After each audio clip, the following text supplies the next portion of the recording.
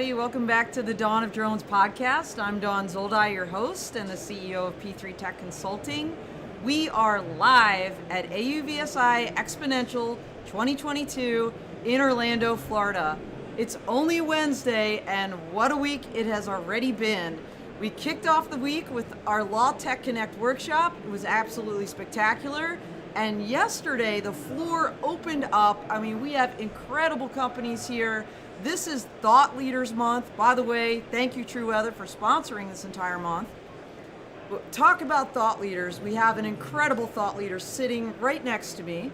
CEO of Volatus Aerospace Corporation, Glen Lynch. Glen, thanks so much for being here with us. Hi, Dawn. Thanks for having me. Absolutely. And for those who have been following this podcast, Glen and Volatus have philanthropically sponsored the Volatus Above and Beyond series across the entirety of this year for the podcast. And we're going to talk about that a little bit later, but just one example of many of Glen's thought leadership. Now, Glen, before we get into Volatus and all the incredible things you're doing, let's talk a little bit about you first. So can you give us just a little bit about your background? So, certainly, Dawn. I've been about 40 years in aerospace. It's humbling to say that these days, but about 4 decades in aerospace. I'm a professional pilot by training, and I've been doing it for, I guess, in the drone industry for about 5 years. So it's been a pretty exciting ride, but that's my background. Well, by the way, I forgot to mention this. For those of you that didn't know, Glen was actually one of the first folks that I had on my legacy podcast called Drones at Dawn, and that was with InnerDrone, and we did themes every month there as well. And he told us all about Canadian regulations last May of 2021 in Global Drone Regulations Month. So, and oh, by the way, also fun fact, article that followed that in DroneLife. So you can absolutely check those out, as well as my website, P3 Tech Consulting, has all of my articles. I've had Glen a couple times. Yep. At least outright or honorable mention in a lot of the things that he has done. So, all right. So, tell us about Volatus. This is not your first rodeo. Nope. You've been in general aviation for a very long time. And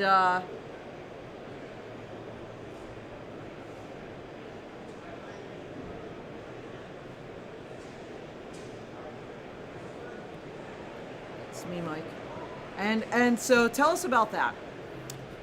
So I've basically been in aviation my entire life. It was about, always in business jets, aircraft maintenance, global aircraft operations, small airline, but primary interest in drones happened about 5 years ago. And what we saw was an industry kind of exploding out of that nascent phase with enormous opportunities, but largely being served by an infrastructure full of some super talented but small businesses. So there was nobody with any real national or international presence, and that's what we saw as the opportunity for Volatus. Well, I mean, you clearly seized that opportunity, because just watching you, Glen, in the past year. By the way, Glen was one of the first people when I started my company in October of 2019 that I spoke with. He's in Canada, right? Primarily at the time. You had some international connections, if I recall correctly. South America, engineering happening down there. You had a lot of different pans in the fire, but we were talking about the drone industry, and I've been watching very closely what you've been doing with Volatus, Glen. And somehow, during COVID, at a time when some businesses are really scaling back, you've really, as Emeril Lagasse would say, kicked it up a notch. So let's talk a little bit about that journey, particularly last year. I know you've partnered with a number of companies in the United States and beyond. So let's start with maybe Connexicor and kind of how that came about and what your vision is there. So a lot of the businesses we've met, you kind of get involved with one company, and where you get introduced to another company through that company, so they're relationships basically built on relationships. Connexicor is an interesting story. It's headed up by a fellow by the name of Frank Segura, and Frank is probably one of our, I would say, most driven and inspired entrepreneurs. So what Frank had done is decided he was going to build a national service company. He was going to do that by identifying and vetting a pilot network of qualified people literally in every state in the union, right across all of the United States. And then by building a relationship with that pilot network and building a professional program to go out and develop new customers on a national scale, he deploys that kind of in an asset-light Uber model type of staffing arrangement. It's brilliant, and fortunately we were able to convince Frank to join Volatus Aerospace, and he's definitely one of our strongest leaders and strongest corporate drivers. Well, I know Frank, and I would agree. First of all, Philly, yo, right? That's my background too. And when you think about thought leaders, and I remember it was Commercial UAV Expo, I believe, last year. It was maybe just prior to that you all had forged this alliance, and seeing Frank there in person.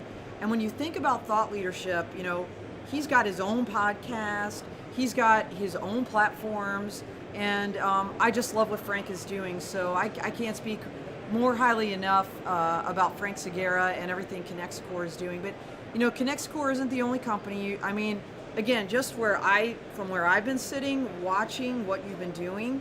Let's continue down the path of what other kind of UAS specific ecosystem companies that you have either acquired or forged an alliance with very closely over the past year.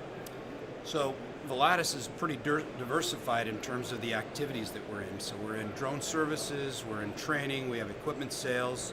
We're both in the civil and in the defense sector, as well as a supplier of ISR products and humanitarian relief tools, basically.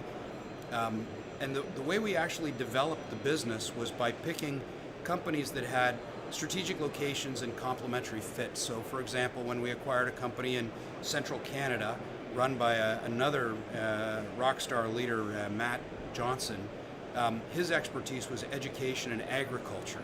So if you use an example now, working back to Frank, when Frank, who's extremely strong in infrastructure, bridge inspections, dam inspections, yep, all those sorts of things, if he develops an opportunity for, let's say, agriculture, precision agriculture application in Colorado, he would bring Matt in now as a resource to work with. And that's kind of how the entire group was assembled. Wow, yeah, and I know that group continues to grow, and it's not just, some of those are in the United States, but let's pivot for a second, talk about this interesting training, I'll call it model or training program you've developed in Canada. And by the way, the reason why I think this is so important for everybody to hear is because, Canada was one of the first countries to at least put out the draft, low risk, beyond visual line of sight operations that we talked about last May. And of course, for those in the United States, we all know the FAA just in the last month put out the FAA BVLOS Aviation Rulemaking Committee report, 400 plus pages.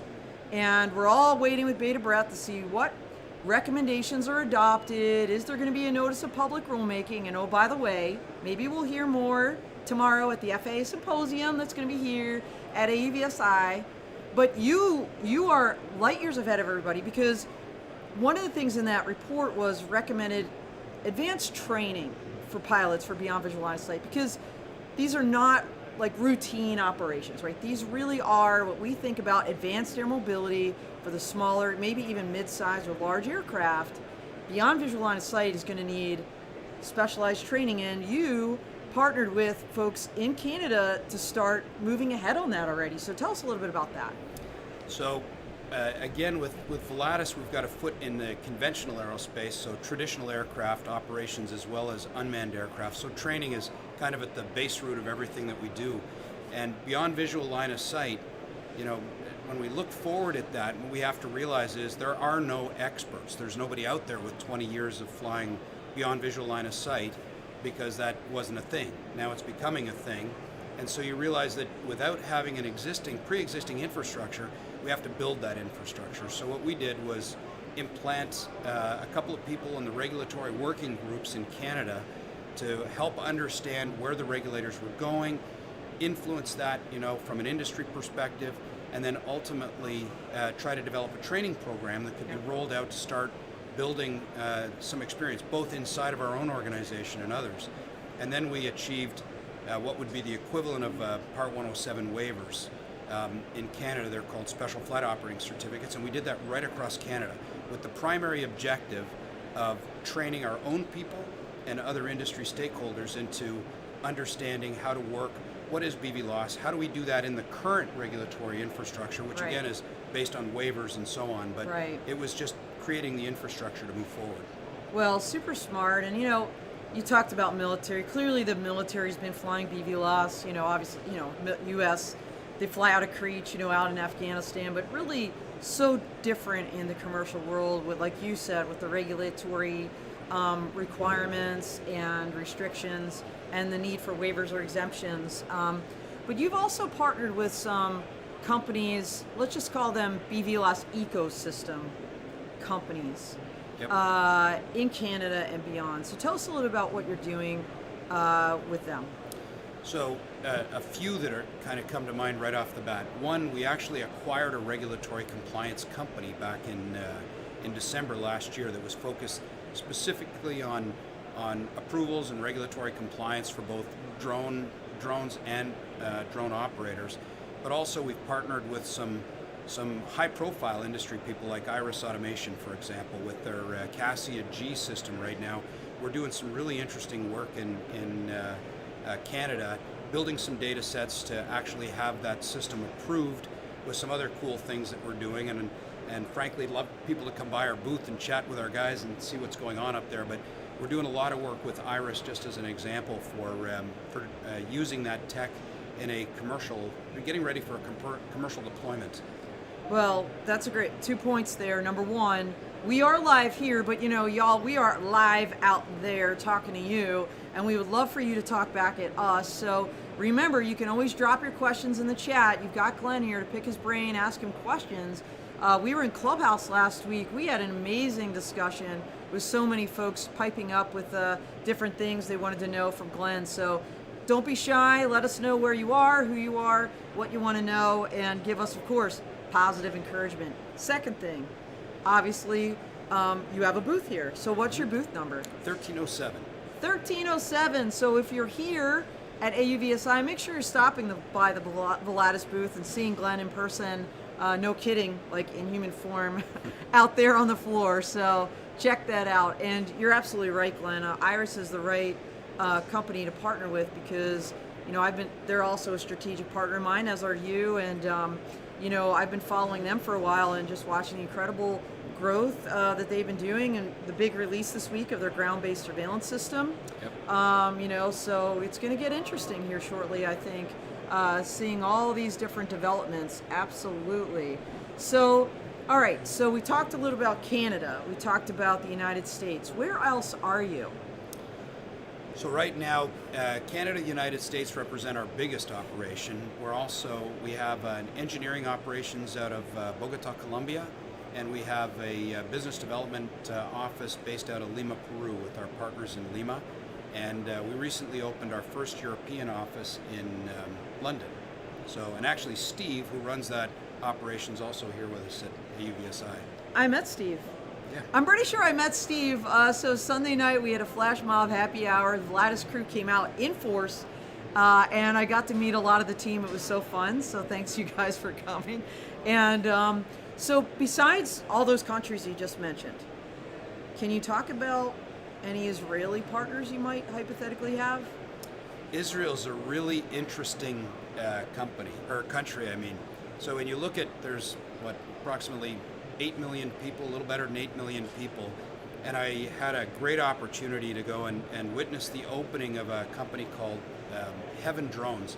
They're also displayed here at the show. I did see their booth. Yeah. Really doing some cool stuff, and I was invited to come out and see their new factory, which is they're creating robotic manufacturing to automate their manufacturing process. And while I was there, I had a chance to actually tour a ton of really cool businesses. And Israel is making a big investment. I think they'd done something like $17 billion in tech investment VC Tech investment in the first 9 months of last year. Wow. There's 250,000 employed people, if I remember right, in that technology sector, and a small percentage of them are drones. Yeah. What's really cool about Israel is they have their own ecosystem. So Yeah. I walked into one of our business partners, Highlander, for example. They had an L-site bonded communication system on top of a drone operating with their system. Yeah. And it's amazing to see the ecosystem that developed there. I think the Israelis are doing a fantastic job, and especially on the cutting edge technology stuff. And we've been fortunate enough to partner with several of them to bring their technologies to North America. Flight Ops, Highlander, Heaven Drones, they're really doing some great things. They are, and I'm here cheering away. If I had a little cowbell, I'd be ringing it, because you're talking about so many companies that I've been working with, Glenn. L-Site and Highlander helped me this January. I know I talk about this all the time because it was like kind of one of these bucket lists, like I will talk about this till the day I die. I was on Lady Gaga's stage in fabulous Las Vegas at the Park MGM Dolby Live Theater during Edge 2022, and I actually got to fly a drone in Tel Aviv, Israel, live from the stage in Las Vegas using Highlander drones and the L-Site's Halo solution. That's so cool. It was insane. Yeah. And I was running around Topgolf Monday night, and who do I see is Alon and Ido. Yep. From Highlander, and I'm like, oh my gosh, in human form, and they're here from Israel. So there are a lot of Israeli companies, and we're gonna have Mobilicom on here a little bit. They're doing, obviously end-to-end solutions, but I love their cybersecurity pack that they have. It's really one of those things. There's a lot of educational talks here about cybersecurity, and I think Mobilicom is doing great things too. So I agree. I think Israel is really out there doing incredible stuff, including their NAMA, right? Drone delivery trials and UTM, just like we're seeing in Europe with the USpace. So it's just such an exciting time to be in the industry, don't you think? I think it's never boring. It's never boring. Everything is rolling fast, and the technologies, as those technologies converge and mature, I mean, I always say if you're kind of looking at what you're capable of doing commercially with a drone, and you take a pen and a piece of paper, yes, you run out of ink before you run out of ideas. It's You do. accelerating. It is. The adoption rates are picking up. The technologies are becoming efficient. Your experience about flying a drone in Israel, I had the reverse. I was sitting in Tel Aviv, flying 3 drones simultaneously. Whoa. 2 of them in Haifa and 1 of them north of Toronto. So it was oh quite my an gosh, experience. one to many, Yeah. the dreaded one to many. That's so cool. These things can be done, right? So we got to get the regulations to catch up with all of this. Absolutely. So, all right, Thought Leaders Month. Let's talk a little bit about as you look at the industry, because we're talking about we're at an inflection point clearly. Things are moving forward. You've kind of done a lot of research on your part, obviously, strategically looking out there, where you want to invest, like who you want to partner with. What market sectors do you see as really blossoming right now from a use case standpoint? Public safety is probably the fastest that's growing right now from our perspective, at least at Volatus. The adoption rates, I mean, there's some great organizations like Drone Responders that are doing some fabulous work and in supporting and helping share knowledge and whatnot. The technology companies like Brink and Ascent that are coming out with some really tremendous, purpose-built public safety drones. We happen to represent most of those companies. Draxon, who builds a line of command vehicles. You start pulling those together with Strax Intelligence and some of the Israeli products we talked about earlier, and some technologically sophisticated drones, and suddenly you've got operational use cases. You roll up in a vehicle with a public safety team, yes, and demonstrate what's possible. Yeah. And the adoption rate right now is tremendous. I believe for us, it'll be one of the fastest growing sectors this year. Well, it makes an abundant amount of sense for a couple of reasons. Number one is we always talk about public acceptance in this industry. And, I remember during Drone Safety Awareness Week the FAA held last year, and one day was dedicated to public safety, public acceptance. And I said this before, but at the time when I saw that topic, I was like, what? But you know what? when you think about the public and what they see public safety using UAS. And that is really, I will say, almost like the gateway market use case to get to public acceptance. Because if we're doing that right, and they see this, the drones for good stories that come out of that, it's going to be a game changer. And we've seen it already, right? We've seen it happening already. So I totally agree. Drone Responders is out there. They're doing amazing things. But I'd love to talk about Draxon because, fun fact, everybody, I've already secured Glenn to bring the Draxon vehicle to Las Vegas for Edge 2023, the weekend of January 8th next year, because I saw this command vehicle at the Energy Drone and Robotics Coalition Summit before you aligned with them, and I was like, this is cool. So tell us about the vehicle and how you've integrated all these things you talked about for this end-to-end, no kidding, mobile command post solution. So, fun fact to coin your phrase, we met the van, we saw the van at the very same show. I know. I walked up to it. We were right there at the same time. I'm like, wow, this is cool. And I love their dragon logo. It's just yay. Yeah, it was, the vehicle stood out, and of course they'd done a really good job branding the vehicle. And I met the president of Draxon, and I walked up, and of course he graciously gave me the full tour, all the capabilities. That particular vehicle, which right now is actually at FDIC up in Indianapolis on display, but that particular vehicle has 3 internal command centers. So you walk in, and you can have 3 operators. They've all got big screen TVs. Yep. There's a video conferencing system in there. It operates with an L-site communication modem, so it's got complete connectivity. And basically, you start looking at it and going, the basic capability of that vehicle is fully independent, standalone, data from anywhere to anywhere. So it creates a complete intelligence platform, especially in a public safety environment. It's an instant setup. And the beautiful thing is, from a costing standpoint, it's at a pricing level that basically a lot of the public safety organizations can afford. It's not one of those $1.5 million trucks that you'll see in command vehicles right now. It's actually become an affordable solution.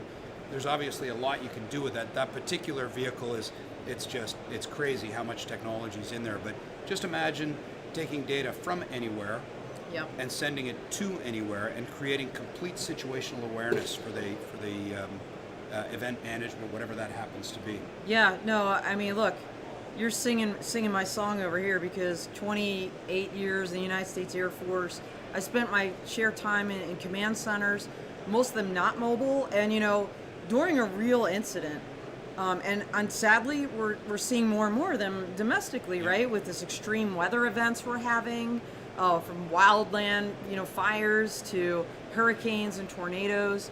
To be able to pack up the team quickly and go somewhere else because there's a plume coming your way, or there's been a change in weather. That one's for you, Don. There's been a change in weather, Don Bershoff, that requires you to evacuate the area. But you can have that, command post go with you.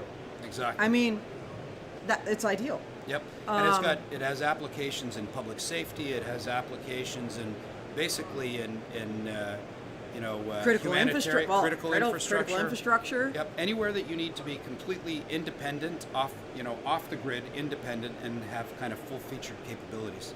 Yeah, absolutely. All right, let's shift gears for a second here, because we've been talking about, let's just call them smaller or small UAS, and a lot of these applications, a lot of the different companies you've been working with, but you jump big into bigger aircraft. So let's talk about that. Advanced air mobility, but cargo planes.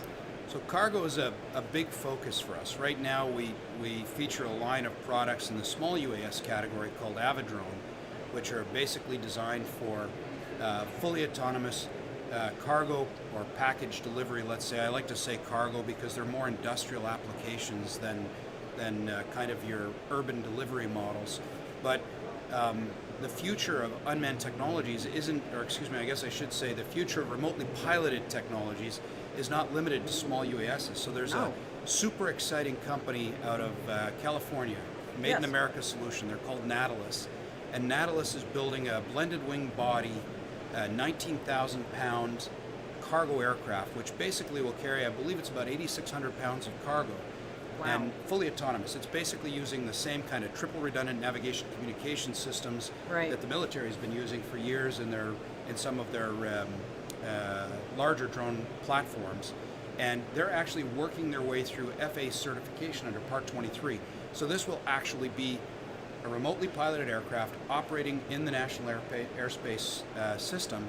And the cool part about it is because of the design of the aircraft, the size, and the fact that it doesn't have to have, accommodation for human beings on board to operate it, it basically reduces the cost of cargo by more than 50% and cuts the carbon footprint in half. So it's really exciting technology. That's scheduled to begin deliveries in 2025. Okay. And Volatus actually acquired the first production slot. It's something we were working towards, which is part of why we have a conventional aircraft company. Yeah, yeah. So the use case for that, though, again, harkening back to the BVLOS ARC report and this idea of not only air risk but ground risk. Did I recall in Clubhouse last week? By the way, you can go back and listen to that replay if you want. It was great stuff. Did you mention this was going to be over water, some kind of port operation initially, maybe? So the type of delivery activities we're doing today are basically intra-island, remote communities, heavy industrial sites, oil platforms, ship to shore, shore to ship, that sort of thing. So that's what we're able to do today. Yeah. But with this particular aircraft, it'll actually operate, it'll be integrated into the air traffic system, operating with all of the other cargo aircraft that are flying around the country. Wow. I'm not sure how the regulators will actually integrate it from an initial policy standpoint, because this aircraft is being certified under the FAA Part 23, so it'll need to be familiarized in Canada and EASA to operate in other parts of the world. Sure. But it's it's more of a seamless fit and operating up in the national airspace system, kind of above 500 feet as opposed to below 400. Absolutely, absolutely. By the way, I'd be remiss not to mention some people are chattering out there, so I want to say hi to Chris Wedgeworth. Chris is a regular, Glenn. He comes every week. He said he's at work listening. We won't tell your boss. It's all good, Chris. And before you go, out there in Texas, wish I was there. Wish you were here too, buddy. So we have a big Texas contingent here, as usual. Adrian Doko. I saw Jared Janisek. I saw Anthony. The whole crew is out there. In fact, fun fact, Anthony actually came by my book signing yesterday. I'm leaning forward now because I'm grabbing this. So big news, just yesterday, released from the Unmanned Safety Institute here live at AUVSI. My first book, yay! Unmanned Aircraft Systems, Legal and Business Considerations. You can get it through the Unmanned Safety Institute website. Big discount price here at the event. Sorry if you're not here, but buy it anyway. I had a book signing. It was so fun. And I met well, you can still get it. But there's so many people that came up to me and that watch this podcast. So it was really, really cool. And I got to meet new people. So always fun doing that. All right. I want to do a couple thank yous here. I alluded to the event I had on Monday, the Law Tech Connect workshop.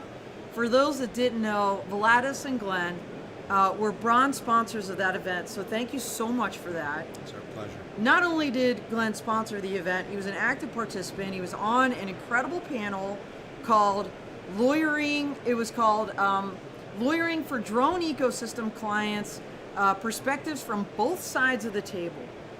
And because this is Thought Leadership Month, Glen, I would love for you to, for those that couldn't be there, to you sum this up so beautifully at that very last lightning round at the end, where you had some comments. You said, what else did you want to say? And you talked about kind of the role of the lawyer versus the role of, the CEO or the commander, or, pick a topic, person that lawyer is advising. Would you mind sharing that here? No, it'd be a pleasure. So, first of all, the panel was just a ton of fun. Kind of everybody was feeding off each other on the stage. It was a lot of fun to participate in. But there were a couple of good takeaways from that. And one that was significant to me, a lot of the people in the audience were actually drone operators, kind of just like we are. Yeah, we were 50-50. Yeah, I mean, it's about 50% 50-50. lawyers, 50% industry. Yeah. So I liked at least half of them. But, Nice. yeah. The lawyers, of course. of course. But fundamentally, what really came out of it was kind of how the lawyers fit into the day-to-day operations of the company, how they fit into strategic planning and so on. The big thing that I kind of like to bring up, or I brought up at the end, was, you know, legal advisors are literally advisors. Business decisions have to be made by business professionals, by the leaders, the executive teams in their own businesses. Without risk, there's no movement, but that risk has to be measured, it has to be, you know, considered carefully, and that's where the legal advisors really step in. But key point is I recommend it to everybody, you know, if you're making use of your lawyers, wonderful, but do the work. Do the homework, you know, recognize that at the end of the day, your professional advisors, your lawyers are there giving you advice, but it's up to you to make business decisions based on that advice. So you really need to do the work. You're going to have to be comfortable with your own decisions, or you'll find that it's both an expensive activity and perhaps can slow the organization down. Necessary part of the business, extremely important, especially with all of the subjects in drones, privacy, data security, all of those things on top of the regulatory environment. So, and the other part that I think was really brought up by Susan on our panel.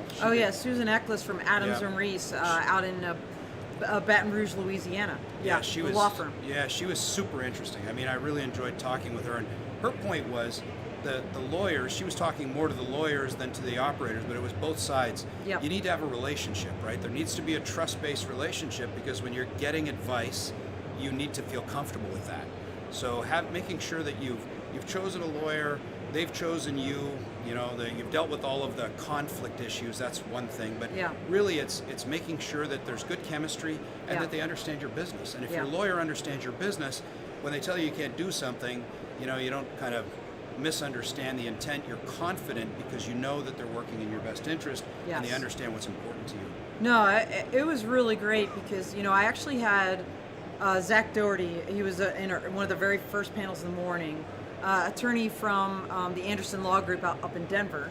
I saw him yesterday, and he's just like, you know what? I learned so much from that panel. So, you know, I found that really interesting, right? That, like, the lawyers were taking things away, obviously, from what you, Glenn, and it was Lori DeMatteis from Iris. She's the vice president of global sales, marketing, and customer success for them. We love Lori.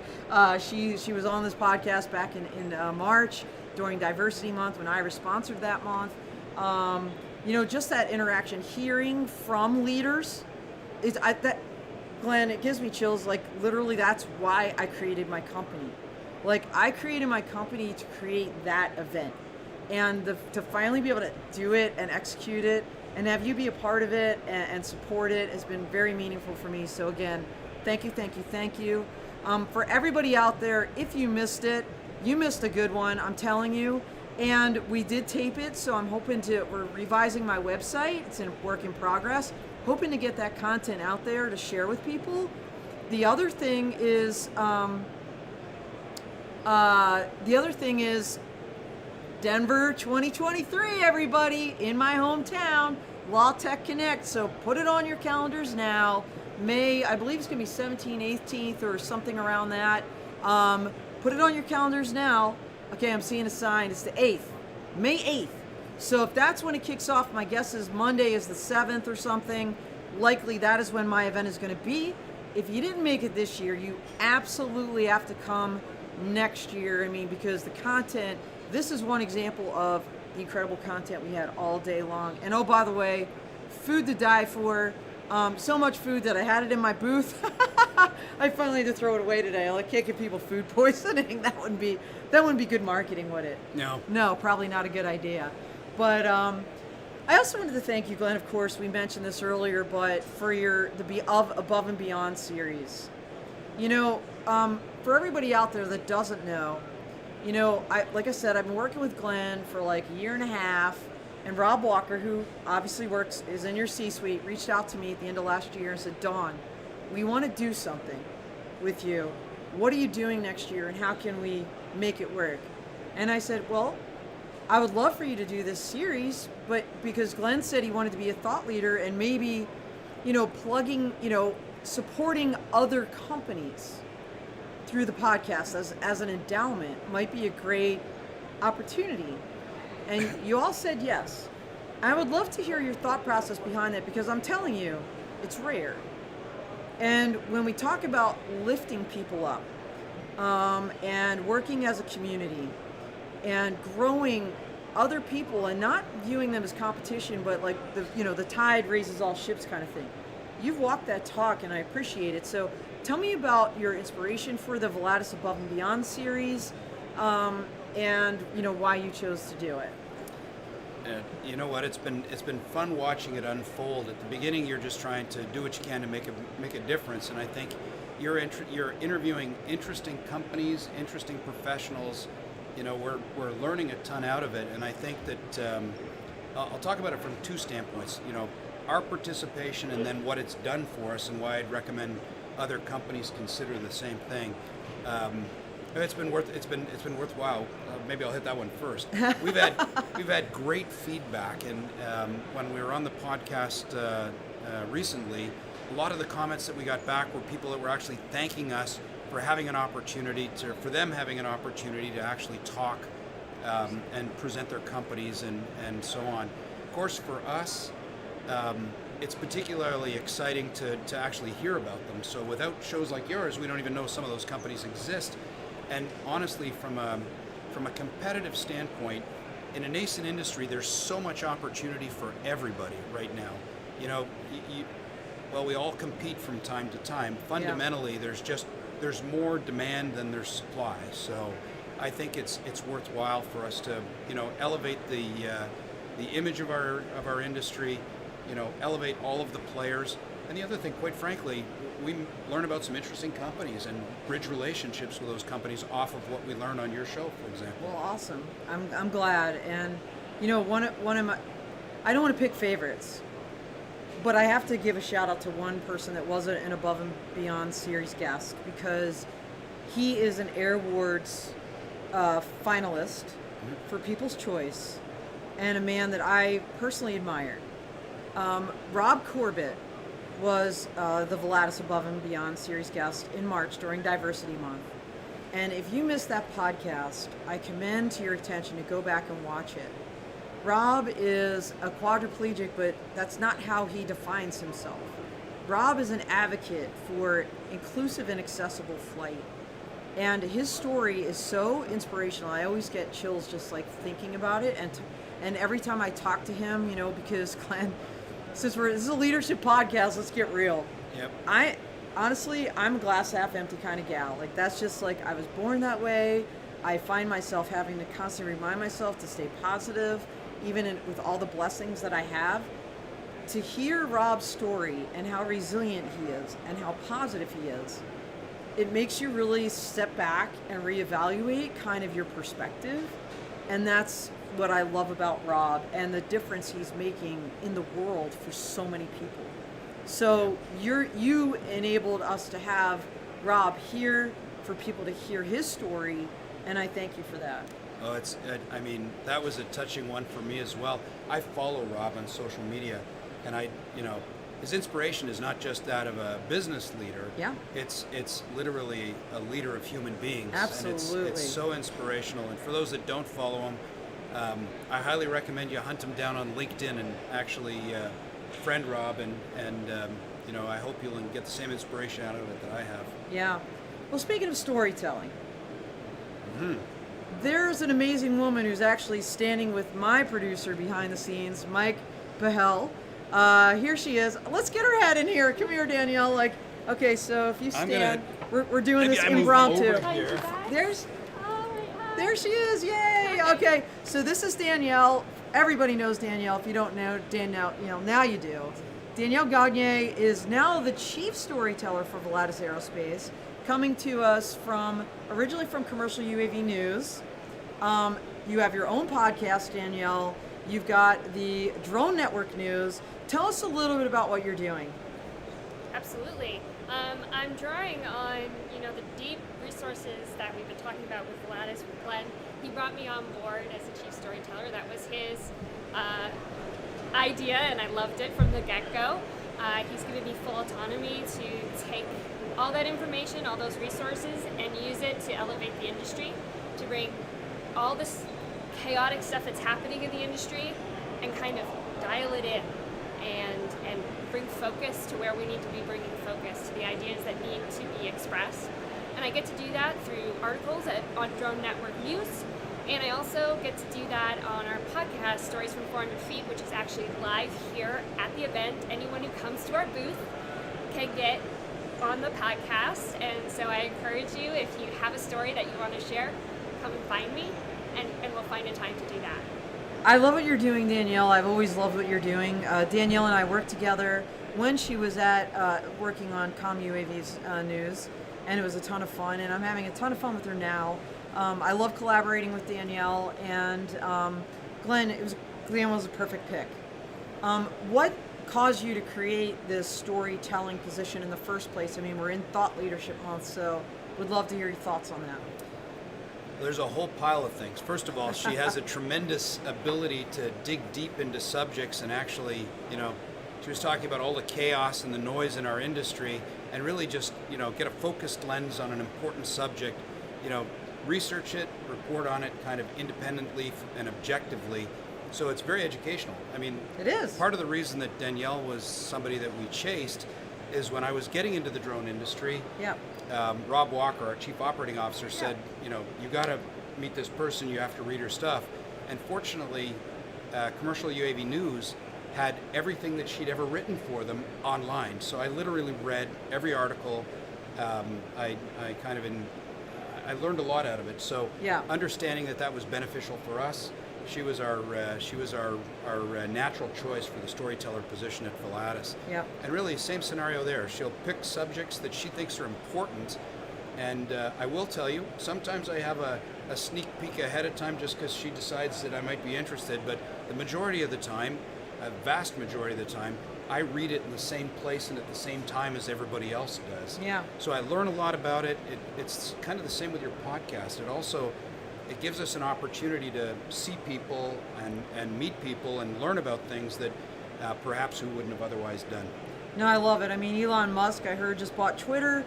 Glen got Danielle. I mean, look, taking over the news. I win. No, you do win. You do win, for sure. Honestly.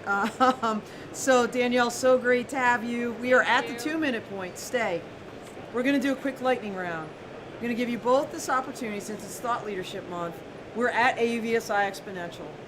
What's the big takeaway that people should take out of this event that you're seeing here now? What's the vibe? What are you seeing? You're here, you're both thought leaders in your own right for Volatus. Let's go with Danielle first, and we'll end with Glen. One of the biggest takeaways I'm getting is that these events are where relationships happen. You don't get it anywhere else, not like you do on virtual reality. You just get to talk to people, get to know people, get to a sense of their character. Body language requires you to be able to see your whole self. Yes. And that is something that you don't get anywhere else other than here. And that has been going on, and the energy has been fantastic, and it's been so great to connect with everyone in the industry. Yeah, I just showed Glen my socks.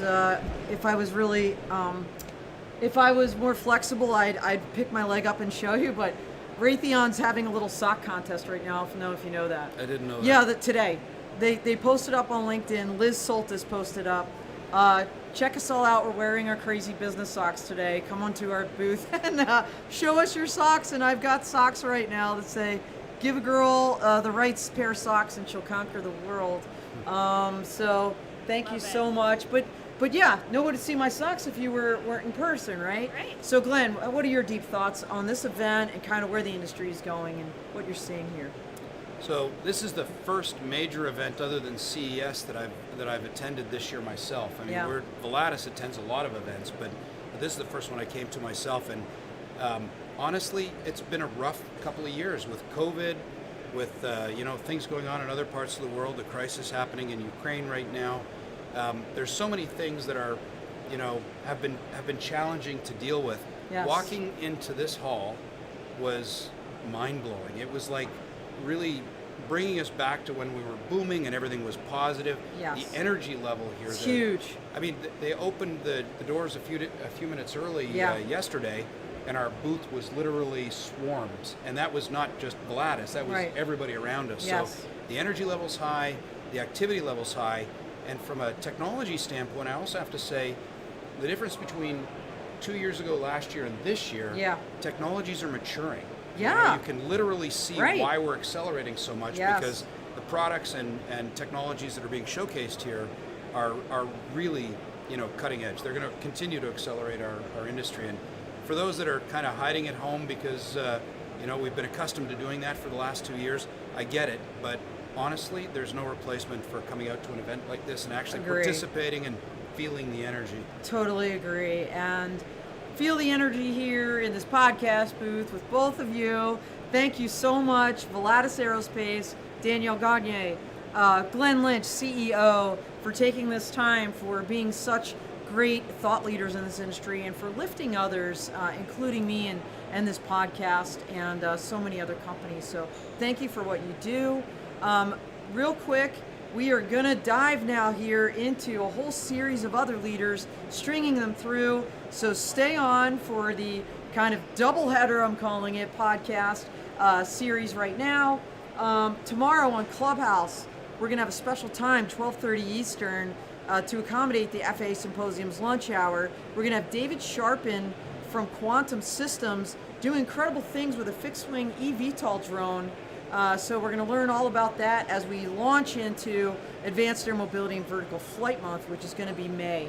So thank you again, Glenn. Thank you. Thank you, Dawn. Thank you, Danielle. So great to see you again. Oh, sorry. This is a little bit impromptu, and we're going to grab our next guest from AUVSI.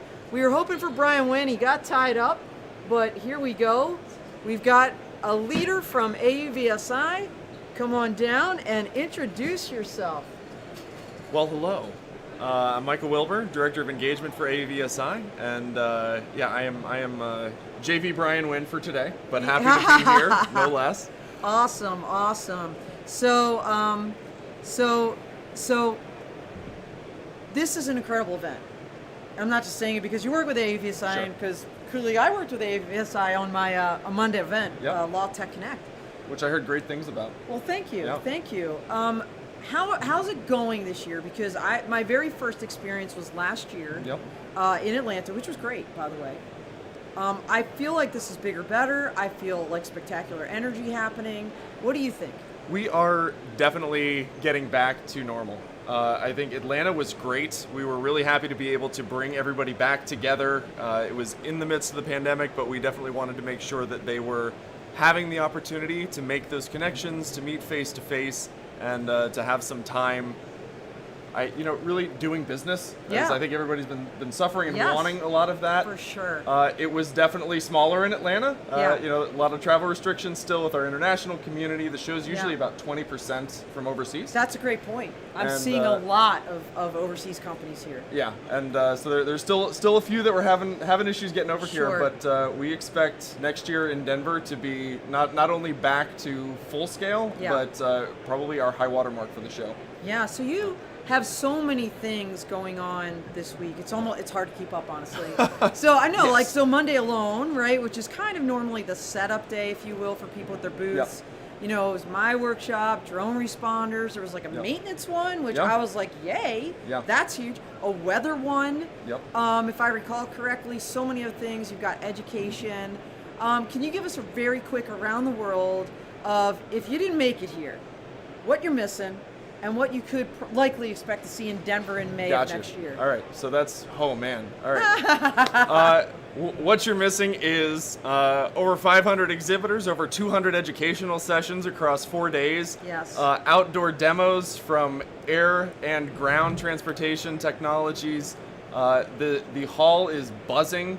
I was so excited to walk in yesterday morning and just see all of the exhibitors with a queue of people waiting to talk to them. Yeah. Today has continued to be that way. I don't know how much the mic is picking up, but there's a lot of chatter going on in here. There's chatter for sure. And I am having trouble getting through all of the aisles without getting stopped to talk to somebody about either their newest tech or, oh, hey, did you see where this thing is, and pointing them in the right direction. But we cover everything. I mean, we talked and it's about, all domain. Yeah. You know, that's what I love too. But I'm seeing a ton of drones here, which for me personally, very exciting. Of course.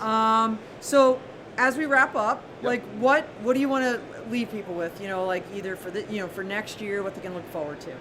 When is the thing in Denver? So Denver, May 8th through the 11th, 2023, in Denver, Colorado, at the Convention Center with the Big Blue Bear. We have a lot of planning still to do. We planned this one on a much shorter fuse since we were just August to May. Yes. But lots of great ideas coming in from our members, from our exhibitors. If you've got ideas, email us, meetings@auvsi.org. We actually want your feedback. We want to incorporate it into the show. And I'll tee up for your next guest because we were just chatting outside. Yeah. We're also excited to be hosting here tomorrow the FAA Drone Symposium. Yeah, perfect segue. I mentioned it already, and I'm going. Yep. I'm very I'll excited be there. about it. Yeah. Well, thanks so much for taking the Pleasure, time. Don. Appreciate All right, it. take care. Let's grab Kevin the Drone Guy Morris from the FAA, and here he comes. So Kevin was also a panelist at the Law Tech Connect workshop talking about the future of regulations, and here he is. So Kevin, welcome. Thanks, Don. It's Yay. so great to be back here again. Well, and Kevin says he's back here because Kevin ended out our year in 2021, probably one of the all-time highest viewers for this podcast. It was Kevin, you, and Miss Huitron from NASA. And what a great end of year wrap up. So thank you so much for doing that. I think I'm still waiting for the residuals on that podcast. But I'll keep waiting. I think as a lawyer in the federal government for 30 years, I can tell you cannot receive that. You probably but are nice correct. ask. Yeah, absolutely, absolutely. So Kevin, FAA's out here in full force. You guys have a giant booth. You're doing your symposium. You were in my workshop on Monday. So what's going on? What are you hoping to achieve by being here? Well, I think we can probably share a lot of the thought around the symposium and Exponential this year, which is it's so nice to be back. It's great seeing everyone again, and this is such a great opportunity for the FAA to continue to be part of the conversation for autonomous vehicles. We definitely have a role in safety and managing the nation's airspace, and we're looking at all the equipment here, all the advancements, and how that's going to work into the future mission requirements for everyone. I think this is just the greatest opportunity ever for the FAA to be present, so we're just excited to be back, talking to people, helping people understand what our role is and how we can help them. Yeah, absolutely. So what are the most common questions that you guys are getting at this booth here? So probably no surprise to anyone, one of the most common things we get asked about is the BV loss. And I think that comes on the heels of our recent rule changes last year where we talked about making the ops over people normalized. We changed that rule, we added night, we added a few different things. So the next logical step for many people is beyond visual line of sight. Yeah. And as you know, the beyond visual line of sight Aviation Rulemaking Committee report was just released, the FAA. We are reviewing that report, and that is just one of the steps we take before we start looking at how to modify rules to really normalize the operations industry needs to move this entire group forward. Absolutely. Well, I'm kind of hoping there's going to be some reveals tomorrow at your symposium. I don't know if there's going to be or not, but I will be there with bated breath, waiting to hear the news, but really excited to have you. So you mentioned everybody's back, lots of energy. Yes. I mean, that's what I'm feeling here. I honestly haven't had a chance to run around very much. I was lucky enough to get a booth. It's a long story I'm not going to get into here, but randomly I got a booth, so I've been kind of tied to that. I did my book signing. So what are you seeing here? I think you nailed it. The vibe is just super positive and super happy. I mean, just to be back talking with fellow industry partners and folks like you and your group and the work that you do and just talking about drones is something that we've really not been able to do in a large event like this for quite a while. So the energy is just a really positive one. Everyone's excited to share what's happened in the last 3 years, because for a lot of people, this is the first time they've been back with everyone in a few years. Yeah. And in the drone world, a few years might as well be 100. There's Yeah. so many things that change. Yes. So this is really exciting to see everything that's advanced in the last 3 years and how that's just going to enable this technology and environment to move forward. It's really exciting. Well, awesome. Anything you want to leave our audience with before you head out? Well, let me give a shameless plug here for our social media accounts. With everything changing in the drone world, it's very easy to get lost on what's the latest, what's okay, what's not okay. Our social media accounts are FAA Drone Zone. We have one on Twitter. We also have one on Facebook. Are great resources. Any news, any updates, anything posted to a Federal Register notice, we are going to amplify on those channels. And if you can, always keep our website bookmarked, faa.gov/UAS. You'll find everything current and what you need to know about drones there. Absolutely. And, sign up for all those. Follow the FAA if you're in this industry. Thank you so much for what you do every day, Thank you, Kevin. Don. Really appreciate you. Yeah. Thank you Thanks so much being for here. having me. Have a great symposium. All right, you too. Thanks. See you tomorrow. Yep. All right, we got Don Bershoff coming down from True Weather. For those of you that didn't know, once again, he did sponsor True Weather did sponsor the month of April of thought leadership on the podcast. We also did a live stream yesterday talking a little bit about his demos and the Meteor drone that they're flying out here. So yeah, Don was one of a handful of folks that actually did live demos at AUVSI. It was really cool. Don, welcome. Welcome back. Nice. Look at this. Your hair looks great. All There right, you go. all We are right. live, buddy. So, Thank you. So tell us about what you're experiencing here at AUVSI. You getting a lot of traffic across your booth? Let me tell you, 3 years ago, 4 years ago, True Weather saw what the industry was going to have to deal with in BV loss, and learned that we're going to have, micro weather is going to become more impactful to the business model than people understood. Yeah. Not something we care about is helping them fly more, right? And so having more precise data, having it integrated in a way that is going to allow them to get the full use of that data in real time is going to save them money, get them more flight time. They're starting to see it. They're coming. We've had amazing amount of traffic. I feel a little vindicated. And not that I'm not smart. No, it's I mean, like, this is weather pretty, matters. Right, Weather matters. Right. Yeah, that's crazy But they're thought. realizing they're just not going to be able to get what they need from the general weather services Yeah. that are out there. So Yeah. No, that's awesome. yeah. So you're over with the New York Genius people. Yeah, so we originally, we got our break in drones in 2018 under something called the Genius Program. When we applied, we now have an office in Syracuse and one in Albany. But actually, we're in every state now. Yeah. We're very, last night we were in Virginia, and we spent a lot of time. We're running a major project in Virginia for NASA. It's an Wow. urban weather sensing test bed. We're going Yeah. to be sensing, we're going to have a scanning wind LiDARs, 2 of them, in Hampton, Virginia, 20-kilometer area, 6,000 foot coverage, 10-meter resolution. It's an MRI, right? So we're in North Dakota. We're going to be launching the first weather instrumented drone in North America, And starting this is in like October. Yeah, October. Right. So let's talk about that for a second with the 2 minutes we have left Yep. before we get our next guest. Yep. I'm really excited about this. I'm going to be out there, UAS Summit and Expo. This is one where you might think, why would I go to North Dakota in October? The answer is UAS Summit. Well, the answer is it's not December, but go Well, ahead. it's not, and there's that. But I'm telling you, when you talk about vibe, even though it's a much smaller conference, Right. the energy in that state, It's amazing. it's like palpable. Yep. And the fact that you're working with Grand Sky Yep. and Tom Sawyer and the crew out there is Yep. so exciting. I know this is all about the icing and getting accurate readings Yep. to get those military and civilian drones Yep. at the higher altitudes, accurate weather as well. Right. Yeah, so icing is one of the hardest things to forecast. And so our forecasts many times will over forecast it. So we're grounding, not on purpose, but being conservative, we're grounding some of these larger drones. So the Meteor drone is going to fly.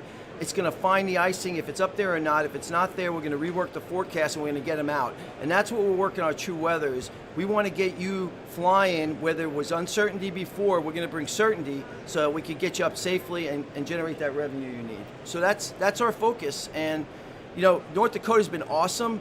Per capita, more energy than any other state. And we're just excited to be there.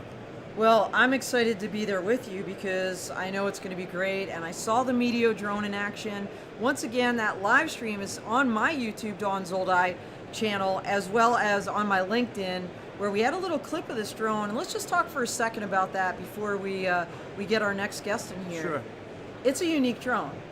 It's It's weather sensors and instruments are very sensitive. Right. And so when you're talking about high altitudes and whatnot, you need to do this right. You know, there's different ways to collect weather data, and the weather drone is actually made to be very pristine. It can collect climate quality data. Now, we don't need necessarily climate quality data for the drone industry, but this thing is so sensitive. It was built, the whole drone was built for the sensors. Yeah. It wasn't the sensors It's are like being added they to the drone. encase the sensors in this really cool looking drone. It could go to, it flies to 17,000 feet. It has heated propellers so it can fly in icing, and the whole idea is to find that weather and get it. So yeah, it's a engineering marvel. Meteor drone, Switzerland, German company. Yep. Swiss Watch Engineering. I'm telling you, I really am so excited to be with these guys because True Weather, our name True Weather is true because we don't embellish anything. We are trying to find the best data, the best capabilities, and when we say it's good, it's going to be good. It is going to be good, and you're always good, Thank Don. you. Thank you so much Thanks again for having being me here. again. Woohoo! All right. Thanks, Don. All right, Appreciate take care. you. All right. See ya. Bye. All right, next up we've got Bronwyn Morgan, Entrepreneur of the Year, Iris Automation Entrepreneur of the Year for the Women in Watch 2021 Women in Drones Award honoree. She has like 3 companies, a nonprofit. I can't keep track of this woman. She's all over the place. In fact, this is the first time I'm actually seeing her. She was so great to see you. Good to see you too. She was supposed to be at my event on Monday, got delayed with flights. That was a super bummer. Oh. And so we haven't been able to connect till now. That's right. But Bronwyn, you're here. I am so glad to be here. Yes, Zio On Air. DoD. At DoD. She's got her own podcast, ZioCast. If you're not checking that out, you absolutely need to. She's been podcasting from here live this whole time. So you got delayed. You're here. Yes. Tell us like what you're seeing. What's the vibe? What's going on? Well, it's interesting. You've got the big players here, the usual suspects doing their thing, which is great. But one of the things I am noticing are a lot more drone manufacturers. Yeah. And so I'm just seeing drones Everywhere. Everywhere. I agree. I think it's different this year. It is. Yeah. A lot of really interesting, unique use cases. Yes. And some things where I'm like, that's a really good solution. Yeah. And I think this opens up the door for American manufacturers, which is critical right now and very much needed and being asked for. We're in this class at Zio Air and building our own drone for our purposes with infrastructure. But it's good to see. Now, not everybody will make it to the end. Yeah. But I think that it's an impetus for innovation and just kind of a mindset to solve this problem that needs to be solved here. And then I'm seeing a lot of component companies. I was just talking to someone about a second ago. All the stuff that's going in the stuff. And the stuff that's going, that's a technical term. It is, right? The stuff going in the stuff. And some really incredible solutions. I just did a pop-up interview with a guy, and I'm like, I didn't even know I needed what you make. Yeah. And it's like, you don't know what you don't know sometimes. we need that. And Yeah. so that's spurring some additional conversations. Yeah. And getting to see a lot of, old friends. But the other thing, Don, I know you're seeing this because you're touching so many different people, is the conversation is drones and it's AAM.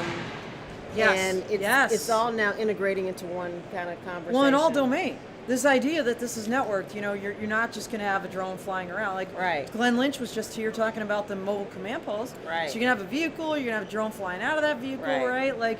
And eventually that vehicle might also be autonomous. Yes.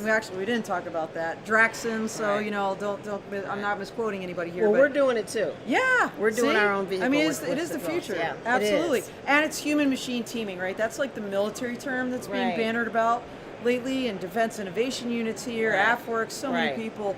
So if you were to pick, I'm putting you on the spot here. Yes. If you were to pick, like maybe one of the coolest things you've seen, what would you say that is so far? Ooh, wow. I know it's hard 'cause Yeah. there's so many. That is hard. There's a company that I actually saw when I was at CES. Yeah, and yeah. They're called RAI, RRAI. RRAI? Yeah, Okay. and they've got a solution mostly for defense purposes, Yeah. military purposes. But it's they have both a truck, like a transfer truck, size truck. Yeah. And they have a smaller, more Humvee style. Yeah. And they can outfit it with their own drone. Yeah. And the drone has a tractor. Oh my on gosh, it. I know what you're So talking. it I went can- to that booth twice. Yeah. It has the tractor wheels, and then they Yes. come out and they're wings. Yes. And this thing flies. And I was just like, Oh, it's crazy. wow. So cool. Because when I saw them at CES, Are they here? They're here around the corner. No way. Yes. I'm gonna go find them. I Yeah. drove, I was walking around and they were in meetings and I didn't have Yeah, time. yeah. But I walked around their booth like 3 times and got their information. Yeah. And I was like, wow, this is So impressive. cool. Very cool. Yeah. And it makes all the sense in the world for that, kind of rugged environment. So yeah, there's some interesting things here, but I do think it really is, and it comes down to the drones. And one other thing I saw that I really liked. Yeah. And this is my second show where I've seen the marine-based systems. Oh, yeah. So I talked to a company, Advanced Navigations, and talked to their chief revenue officer. Right. And I was asking about their depth range, and they can go down to like 10,000 feet or something unbelievable. So I'm like, Come yeah. here. You're getting what's that called? What is it called I'm when getting someone? photobombed? We're getting photobombed by. Okay. Yeah, there we go. Drone code. There we go. All right, he's got to go now. Bye. Go away. So yeah, it's crazy, but No, you're right. so many cool things. Yeah. Absolutely. Yeah. So 1 second left. So how can people follow you? Where can they find you? You can find me at zeoair.com, airversity.com, and from there, whether it's Twitter, Instagram, LinkedIn, you'll find our podcast, ZeoCast. So yeah, please listen in and look for some cool stuff that we're working on and infrastructure solutions. So thanks for having me. Great to see you. Yes, and Well, your shirt is there, your ZeoCast shirt. You gave me a shirt. Well, Yes. look, I forgot to give like the last guest or two this. Oh. I've got something for you. You're supposed to be my faculty member. Little you. P3 tech book. Thank There you. You're welcome. I have my little P3 Tech sticker from when I saw you last on my drone case. Oh, that makes me feel. Thank you so much. All right, next up we have Mobilicom. So we were just talking about how so many companies have traveled from overseas to come here, and Mobilicom was on the podcast earlier. Let me think. This was February. It was Dual Use Technologies Month. We had your CEO on, and this is Stephen. How do you say your last name? I don't want Sarfati. Stephen Sarfati, coming to us. Did you travel from Israel? Or are you No, I'm based from here? Los Angeles. She's from Los Angeles, but a lot of your colleagues are in Israel. Exactly. The company designs, develops, and manufactures all of the products in Israel, and I represent Mobilicom in North America. Awesome. So, I was talking about you earlier. I don't know if your ears were buzzing, but you have end-to-end solutions. But what I love also was your cybersecurity suite, because it's such a critical. We were just talking about the stuff within the stuff. It's such a critical component to all of these multi-domain vehicles. So tell us what's going on with Mobilicom a little bit. Yeah, so you're absolutely right about cybersecurity is a big issue. Radios just transmits the data, but what's the value of a radio if it can't transmit the data? Yeah. So, is there packet loss? Is there other issues? So one of the cool things about our products is when they first fire up, part of the cybersecurity suite is they find automatically their base frequency. So it finds a clean frequency and it starts operating. And one of the biggest issues that drones have is that once they're out at 1, 2, 3 kilometers, they start hitting a lot of avoidance. They have a lot of noise out there. So you're talking beyond visual line of sight at this Beyond, point. well, yeah, kind of beyond, and in noisy city type environments. So what we do is our radios are always detecting for a better frequency. If it finds a better frequency, it'll jump to that other frequency. Yeah.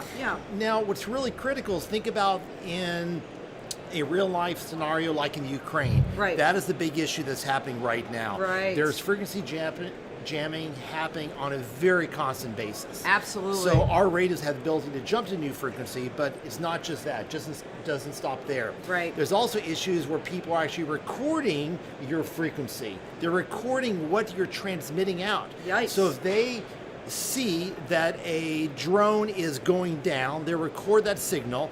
As the drone comes towards them, they'll replay that signal and fool your drone, and then your drone will crash. Not cool. Exactly. So that's called man in the middle. So we try to protect the radios with the man in the middle function. Yeah.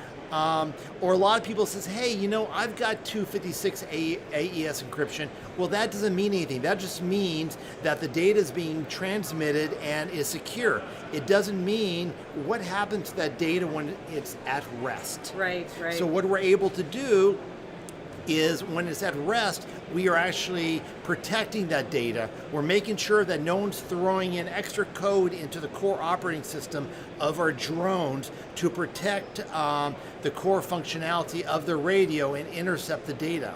Yeah. So the operating system is also hardened to that extent. Wow. All right, so we're getting close on time. Do you guys have a booth here? We do. Our booth is, I keep forgetting, 1752. Please come on by and see our entire series of radios as well as ground controllers, and we can talk more about the cybersecurity features built into our product line. And remember, Oren Elkiyam was on the podcast, so go back and watch that on demand from February, Dual Use Technologies Month. There's also a Clubhouse replay, really great stuff. And I think we did an article, I feel like, with UAS Vision about your products. So check it out. Check out their website, Mobilicom. Thank you so much, Stephen. It's so great to meet you. Appreciate it. Thank you. Absolutely. Have a great day. Take care. Have a great one. Thank you. All right, next up, we are going to go with Sage Tech Avionics. And Tom Fury, I believe, is next. So here he comes. Sage Tech has been doing great things, not only with identify friend or foe, or what we call IFF in the military context and their transponders, but also now on the civilian side with detect and avoid transponders. So Tom Fury, CEO of Sage Tech. Hi, Tom. Dawn, hi. Great to see you again. Great. What a I busy know show. it's been great. So Tom did attend our event on Monday, Law Tech Connect. Really appreciate that. You with Pauline Bacot from your organization. Right. Fun fact: Pauline's in Boulder. I saw her at an event like in That's right, I February, and I'm forgot like, you guys wait. have that I'm like, local. oh, you flew all the way here? She's like, no, I live in Boulder. I was like, what? This is crazy. Yeah, and our head of product is in Boulder as well. Oh my gosh. So, and what she told me this morning, I was here early, and Pauline she's works in the marketing team at Sage Tech. She was like, Tom is so busy. Everybody comes to our booth and just says, I want to talk to Tom. So that sounds good. And I'm too busy on podcasts and at sessions with Tom. There you go. Oh, and I'm sucking up all of his time. But I appreciate you, Tom. And by the way, Sage Tech did sponsor the month of December last year, which was Best of 2021. They're going to do it again this year for Best of 2022. So thank you for that. Sure. All of those podcasts and clubhouses are on demand, so check those out. Tom, people are coming to your booth. What are they interested in? What are you seeing here? Right. I think what everybody is interested in is being able to fly beyond line of sight. Oh, and we know yeah, that is the the thing. The BV Lost Ark just came out with some recommendations. We know the FAA is considering them and will hopefully pretty quickly, and they've said they will likely very quickly come out with proposed rules, etc. Yes. Proposed rulemaking. And we fully expect, obviously, if you're going beyond line of sight in aircraft, you need Yes. to detect and avoid other aircraft. Clearly. And we are talking to customers today about how this spring, this summer, we'll be putting prototype ACAS solutions for collision avoidance on their aircraft. Yeah, and yeah. we're soon to be certified with an ADS-B in-out MODAS transponder from the FAA. Wow. Should be. That sounds like a big reveal, right? Plus, Wait a minute, did it's- you just see that? Did you just hear that? Go ahead, say it again. We are almost certified, right? Almost certified. The FAA Underline has almost. seen everything, and they're coming to visit our facility on Cinco de Mayo next Yay. Thursday. All right. and, Sounds like a night we'll for see. margaritas. If they have something for us to fix, we'll fix it, but we expect to get that TSO for civil transponder. But then importantly to me, I think, in Yeah. the industry is the first certified ADS-B in receiver, and we Wow. see a remarkable difference between the technology challenges associated with a certified receiver versus a commercially available non-certified receiver. Yes. There's sometimes as much as a 60 to 70% discount on what they can see in the airspace. Wow, that's And 60 as in 60? 60 as in, like, if ours is seeing 10 aircraft, Yeah. another device next to it may only see 4. Okay, that's Right. that's frightening actually. it's a safety concern. Yes. And truthfully, I think that's why I understand why the FAA tends to go slow with rules. Yeah. Because they understand where they need to have those 10 to the minus whatever levels of safety. Right. And make sure they've written the rules and apply the standards so that those things apply. Wow. So that's why we're excited about the TSO. That's what the questions with customers are about here is how do we get stuff on board so we can go beyond line of sight, because those rules are coming soon. Right, absolutely. TSO, for those that don't know, can you explain what that acronym is? Yeah, TSO is basically for a box. It's a box level certification by the FAA, so that when an aircraft manufacturer wants to get a TC, a type cert on their airplane, if they've got a TSO on the box, it's just a check in the block for the FAA. Yeah. If not, they've got to go through documenting all the design assurance and all the spec compliance that we've been through for the past couple of years. Yeah. And they don't want that. They want the TSO. Well, you're clearly an expert in that. We're ending up Thought Leadership Month in April here. You did a great talk with the Military Embedded Systems thanks. online conference. That was a lot of fun. Yeah, so if y'all haven't checked that out, you should look that up. Military Embedded Systems, I believe you can access that content eventually, but and we also great. have a link to that cast on our website. Oh, do So okay. they can So go to sagetech.com. even better. So that's Yep. a great segue to how do people find you, reach you? Yeah, so best way is sagetech.com. That's our website.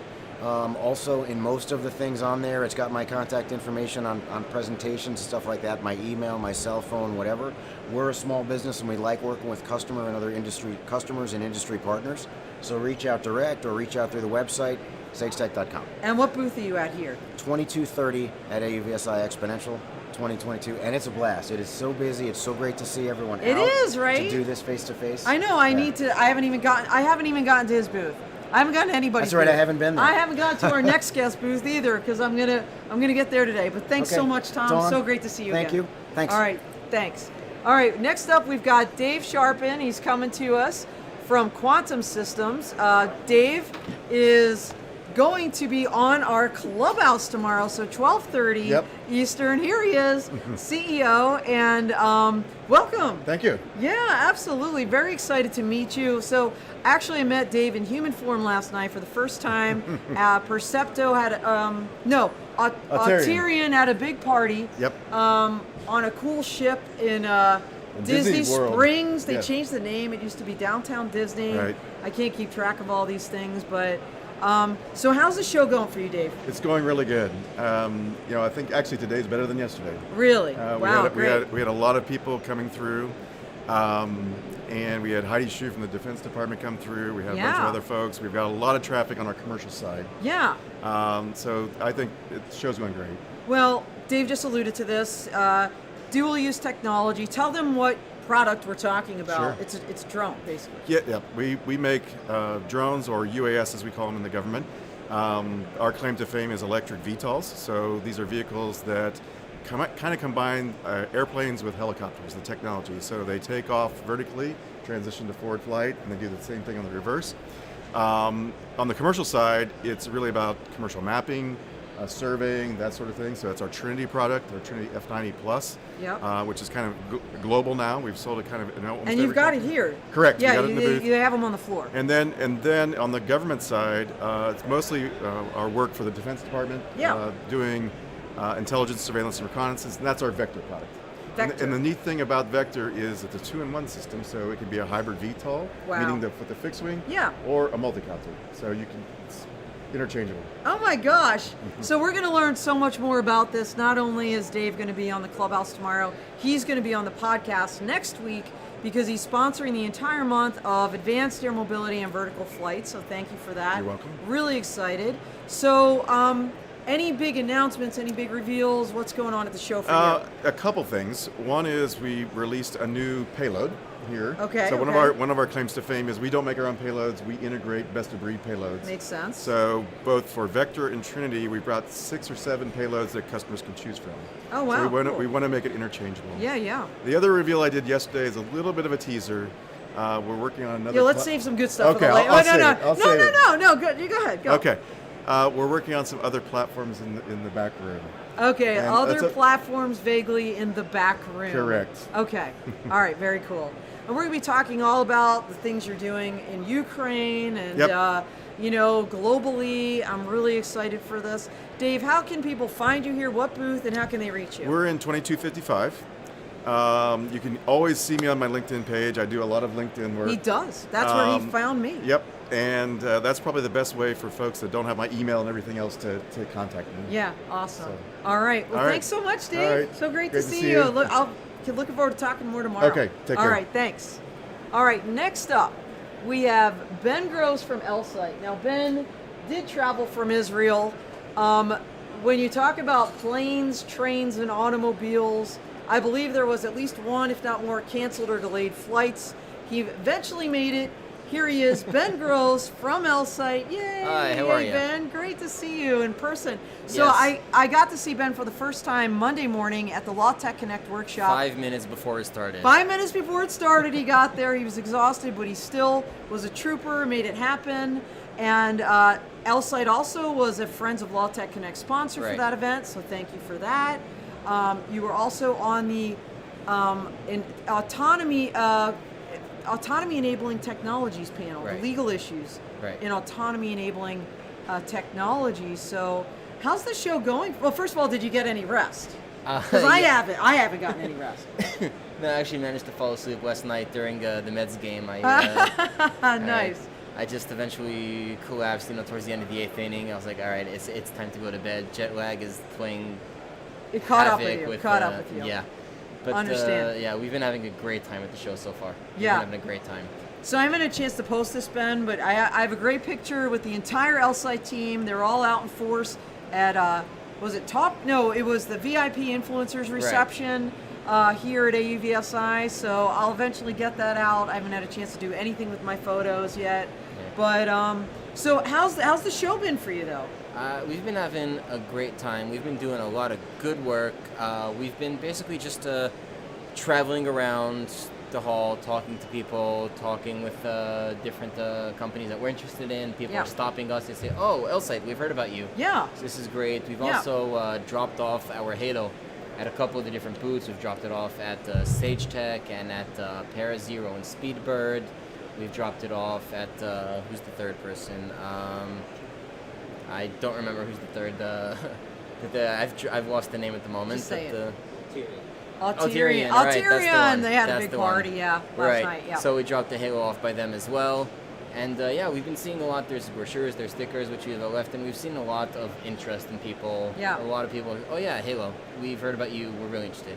Well, I love your approach because when I asked Ben earlier, hey, do you guys have a booth? He's like, no, we're integrated with all these products. We're going to drop our product off at their booths so then we can talk, about how we seamlessly integrate. And it makes, I think that's brilliant, actually. I think it actually more fits our approach in general because we're industry agnostic, we're manufacturer agnostic. Basically, we work with so many different use cases and so many different variables that there's no point in really trying to lock ourselves down into one specific industry or use case. We do everything. Yeah. So it makes a lot of sense for us. Instead of locking us down with a booth, we just travel around, and also it makes us look a lot more flexible, which is also cool. Yeah, Volatus was just talking about you and Highlander, Right. I think, and going out to Israel and meeting with all of you. You're obviously always welcome to come. I would love to come. Okay, at some point I got to do that. Probably won't be this year. I've got an insane schedule. In fact, everybody, another fun fact, because I throw out fun facts all the time. All right. This whole podcast for the entire year, it's accounted for. Great, that's yeah, amazing. and I'm traveling probably 1 to 2 weeks a month, so many random live streams in our future. That's amazing. I'm actually trying to build up my guest list for our own podcast. Yeah, Drone tell us Source. about that. Drone Source. Right. So Drone Source is actually a podcast started by my predecessor, and then when he left, it sort of languished and it just died until I revived it. And we've had a couple interesting guests so far. We spoke with Tom Fury from Sage Tech, who was awesome. here Just right a before second me. ago, yeah. Exactly. We spoke with Ken Stewart from New Air, who had some really interesting things to talk about. We spoke with Clem Newton-Brown from Skyports in Australia, discussing AAM. And yeah, I'm here now. I figure a drone conference is a good place to get guests about drones. Well, very All smart. right, so yeah. I'm trying to build up my guest list as well. I'm probably not booked till the end of the year like you are, but I'm working on it. I'm sure it'll happen. So, as we kind of wrap up here with our 1 minute left, Ben, anything you wanted to kind of share with everybody? Aside from the fact that Halo is incredibly amazing and awesome. Well, speaking of which, go back, watch the podcast with Yoav Amitai, right? That was in February, Dual Use Technologies Month, Carousel Partner, and then Clubhouse Replay and Article went out about that. Exactly. So, yeah, but go ahead. Tell them where to reach you. So, essentially, you can reach us on our website, lsite.com. Be in touch. Find us on LinkedIn, Twitter as well. But essentially, I think the really interesting things that we're doing now is we recently revealed in the latest NAMA project, we released that companies are working with our remote ID module, with our 5G module. Both of these are built into the Halo chip, and none of them, they're all built right into this. So you're not adding any size, weight, power. Everything just fits on this small chip over here. Wow. And basically, it's FAA, EASA compliant, 5G, you're getting amazing low latency, high bandwidth, high quality of information. And this is something that, we're doing as we keep going, as we keep progressing. We're getting more and more features that we're putting on the Halo. We're talking here with Iridium and Inmarsat, so we can sort of incorporate more satellite communications onto the Halo. We're doing a lot of interesting things, a lot of great work, and we just keep on moving forward. Well, awesome, and I love working with you, and I love watching Definitely. you keep not only moving forward, but moving upwards. So thank you so Definitely. much, Ben, for being here. Thank you so much. Thanks for your time. Great to see you. Thanks. Have a good All day. right. Enjoy the rest. Thanks. You too. Have a great show. All right, next up, we are going to have the one, the only Miriam McNabb from DroneLife. So we're going to get her in here, and as you all know, this podcast is affiliated with DroneLife TV, so if you have not subscribed to the DroneLife YouTube channel, you absolutely need to. Come on up, Miriam. Yay! Hello! It's Miriam. Everybody loves Miriam. So Miriam, you're running all around the show, you're writing articles, you're talking to people. What are you seeing here?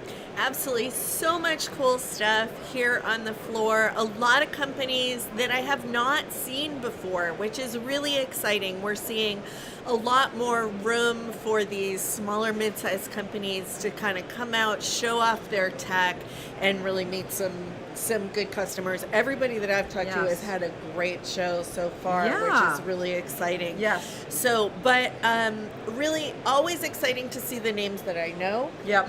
And the clients and the partners that we've worked with, and the company names that everybody's familiar with. Yes. But almost even more exciting to just see new stuff from people you've never heard of.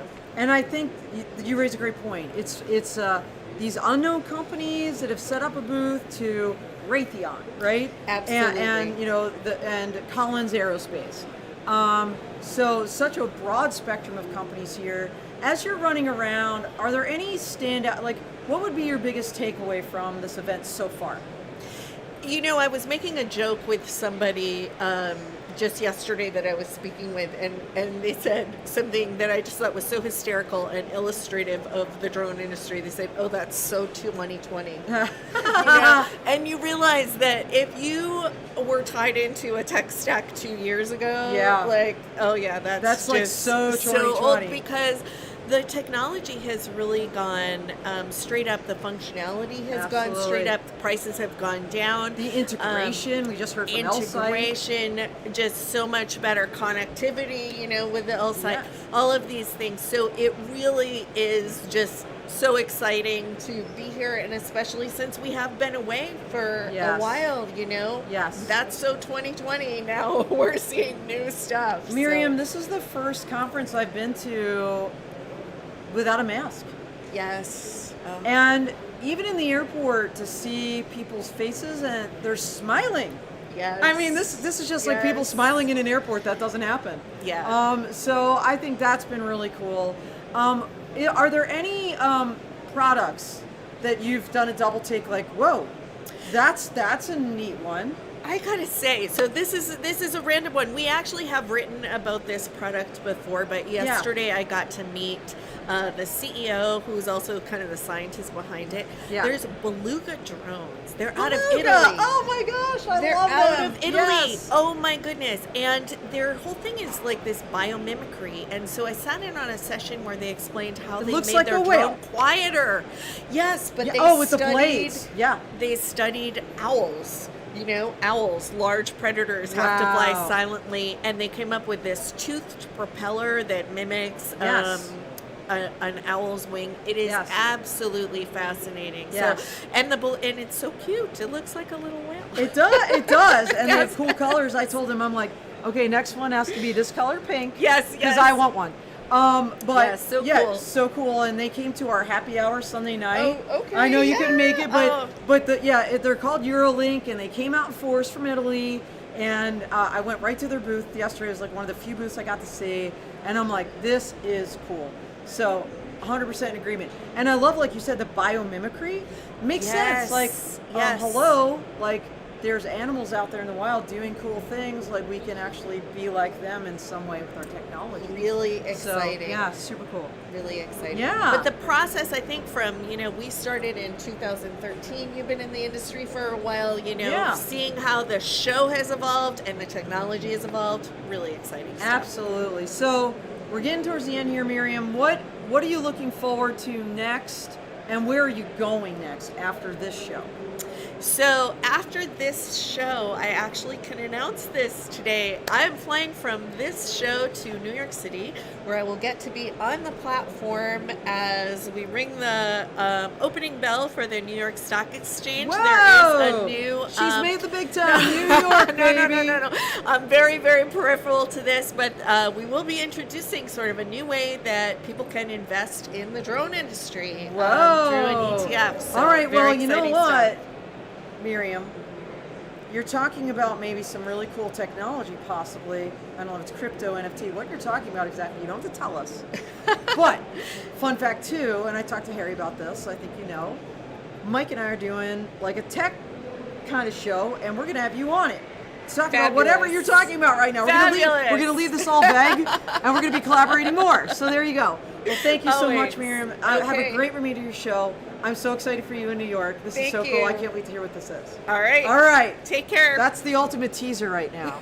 All right, let's go. Who do we got? We got Tony Drummond here from Global Air. Oh, come on up. We got Jennifer McInnes coming from the Sonoran Desert Institute. So Jennifer is here. She's making her way around. Hello, great to see you. Great to see you yes, too. Here she is. How exciting. So, yes, well, thanks for joining us. Thank you for having me. Yeah, so tell everybody a little bit about what the Sonoran Desert Institute is and what you're doing. Absolutely, yeah. SDI is an accredited, DEAC accredited online college.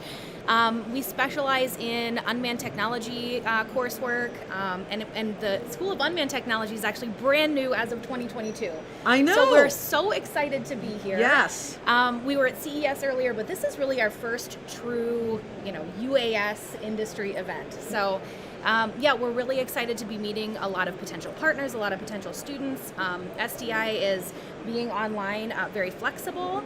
And so we've had an amazing team of people over the last 18 months really pounding the pavement and building a really unique curriculum. Yes. So our students will, take courses in things like unmanned aircraft systems engineering and project management, program management, that kind of thing. Really great foot in the door.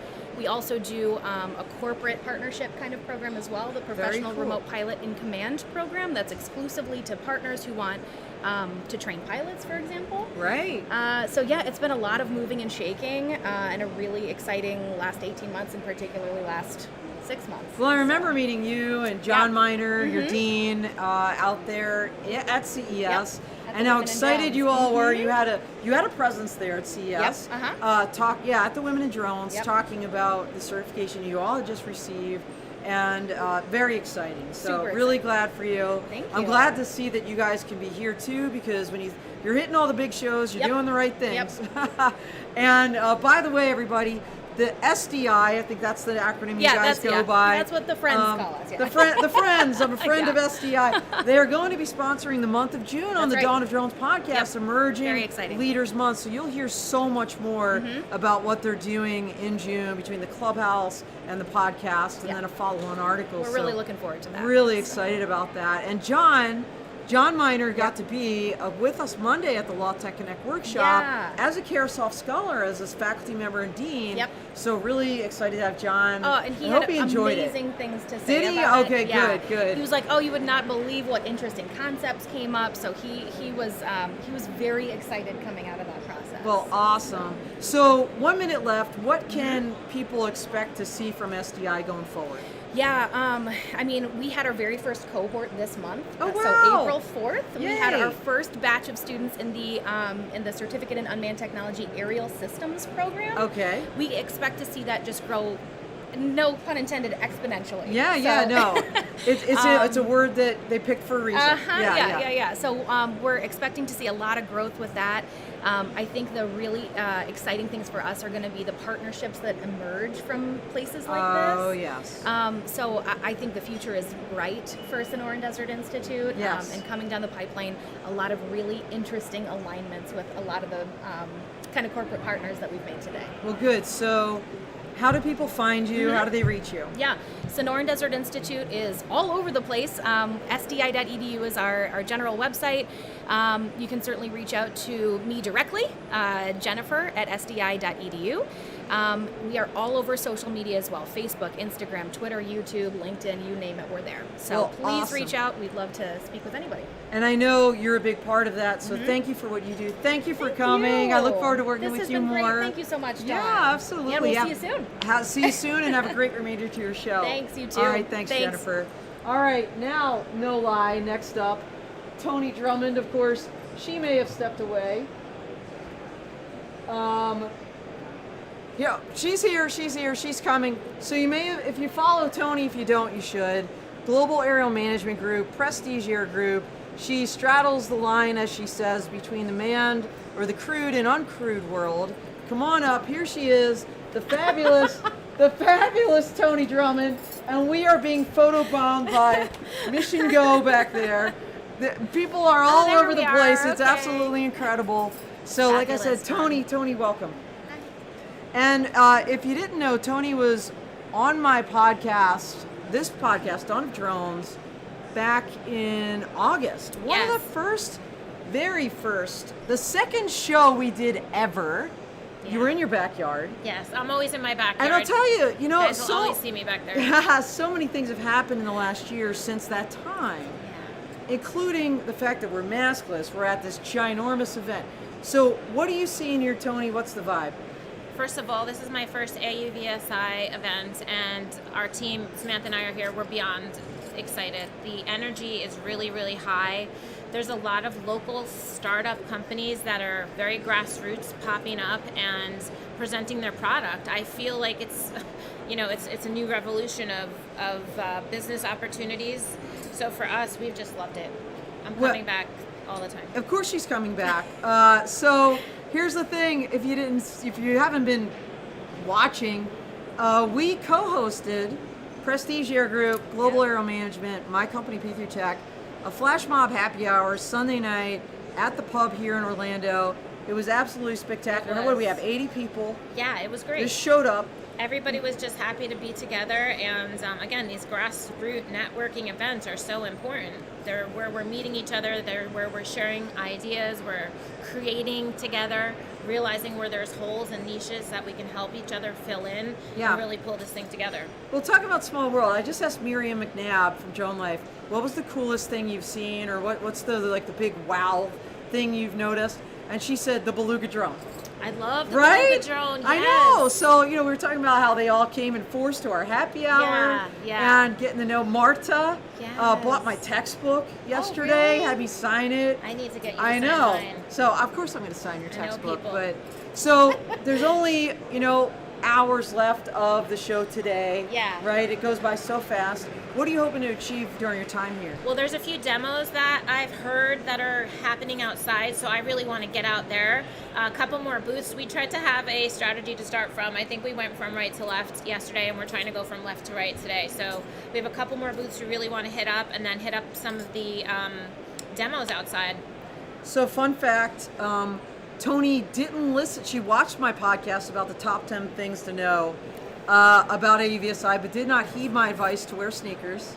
I didn't. And do you want to tell them how your feet were looking yesterday? No, I'm embarrassed. Okay, so she's not going to tell you, but all I'm going to say is told you so. Yes. Just listen to my advice. I actually tried to put my heels back on today, and it couldn't happen. It wasn't going to happen. So one thing I got to add to that list is what Tony just said is have a strategy. Yeah. Because I was wandering aimlessly yesterday. I wasted a lot of time. Yeah. With the limited time I had, be a targeted consumer, because Sharon Rossmark from Women in Drones is here. She had her list. Like, she literally had to type that list. I'm seeing these people at these booths at these times. I loved her list yesterday. Dang. Okay, I should have done that. We should have done the same. But you know what? It's very overwhelming. It is. It's very and there's so many different facets of what's going on here, and you just want to take it all in. So, yeah, this afternoon we're going to be much more targeted. But, yeah, add that to your list next year. Absolutely. And by the way, besides the day events, then we talked about our night events. Yeah. Every night, 2 to 3 parties is kind of exhausting. But you know what? That's where the magic happens, It does. too. I actually got to meet Dave Sharpin, who's just on here, last night in person. We got to meet Mission Go. All the Mission Go guys, all the Mission people Go from people. Alaris Pro, Yep. Sage Tech. I just thank you to everyone who hosted. It really brought us together. I just want to thank all the Alterion. hosts. It's We been did at awesome. least 3 parties yesterday that really welcomed us in, and they did a great job. Wow, really nice. too, Yeah, on the yeah. parties. Highbrow. It was really high impressed. class. Yeah. Some seafood involved. All good. We had fun. Yes. All right. So Tony, how do people find you? How do they reach you? You can reach us at, let's see, my email address would probably be my best, which is tony@globalaerialgroup.com, or our website, which is globalaerialgroup.com, or Prestige Air Group as well, which is our manned aviation side, our 135. We do charters and aircraft management with that one. And I'd be remiss not to mention that Tony was the inspiration for the Carasoft Scholars Program at the Law Tech Connect workshop. We had, thanks to Carasoft and Tony's brainpower of the idea, 12 scholars, students and faculty members attend that event. It was We're going to great. grow it next year. If you're interested, let us know. And of course, Tony was a Law Tech Connect sponsor of that event as well. So thank you for all of your support, what you do every day. Thank you. Thank you, Tony. Have a Happy. great rest of your show. I'll Thanks, catch up with you Dawn. out there eventually. Okay, bye everyone. All right, bye. Next up, we've got Dr. PhD LaQuata Sumter. So, LaQuata, I met her last year in human form at this show, I believe, for the first time. She was on my clubhouse last July, before they had replays. Come on up, LaQuata.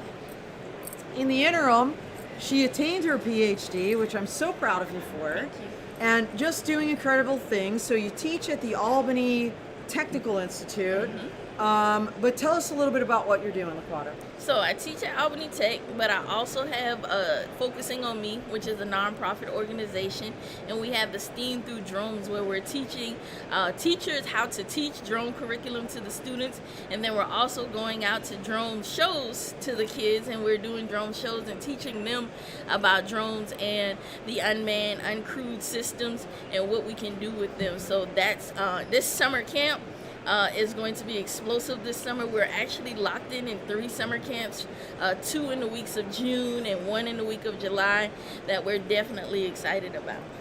You're doing such incredible things. I mean, I watch you. By the way, if you're not following LaQuata on LinkedIn and on social, you need to, because you post up regularly. Yep. You talk about all these incredible students that you're working with. I know you work with Tony Reed, right? Definitely, as well. one of my partners. I love the him. guy. Drone Yes. Cadets. He's more exciting than I am. Oh my gosh, he's not more exciting than you.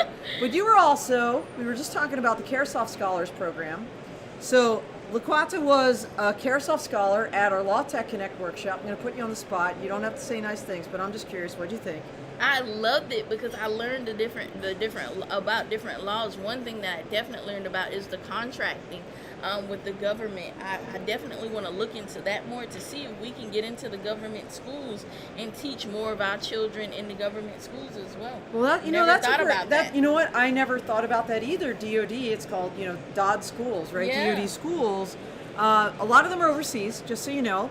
But you know, sometimes in other areas, you know, DoD aligns with charter schools or the public schools in an area to help the military kids. So there's definitely a connection there. I would love for you to make it because Yeah. I think it's so important. And you know, military kids, I've got 3 of them. You know, it's a rough time moving every couple years and having to make new friends, and to have something like drone technology that could be an icebreaker, that could be an equalizer, would be so important, I think, for military It's something kids. that they can, a skill that they can learn and take wherever they go. I It's love not it. just something that they're learning, that they're just learning at that part.